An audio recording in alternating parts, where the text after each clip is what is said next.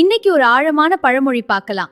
ஒரு வித்தகனுக்கு பின்னால் 1000 வித்தகர்கள், அதாவது ஒரு திறமையானவரின் பின்னால். இதுக்கு என்ன அர்த்தம்? சற்று யோசிச்சு பாருங்க.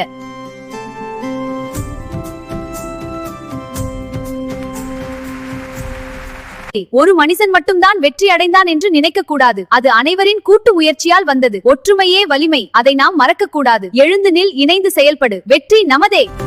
அவனின் வெற்றிக்கு பின்னால் பலரின் உழைப்பும் ஆதரவும் இருக்கும். இந்த உண்மையை நாம் மறக்க கூடாது.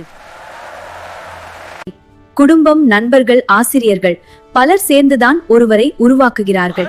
உங்கள் அனைவரின் அன்பும் ஆதரவும் என்னை இங்கு கொண்டு வந்தது. நன்றி. இந்த பழமொழி சொல்லும் உண்மை. நெருப்பு காய்ச்சினால்தான் தங்கம் மின்னும். அதுபோல கஷ்ட காலத்துலதான் ஒரு மனுஷன் உண்மையான மதிப்பு தெரியும். ஒரு வெற்றி என்பது ஒருவரின் சாதனை மட்டுமல்ல, அது பலரின் கூட்டு முயற்சியின் உச்சம். இந்த மேடையில் நிற்கும் நான் உங்கள் அனைவரின் ஆதரவால் அனைவரையும் உயர்த்தும் வெற்றி. அது பலரின் முயற்சி மற்றும் ஆதரவின் விளைவு.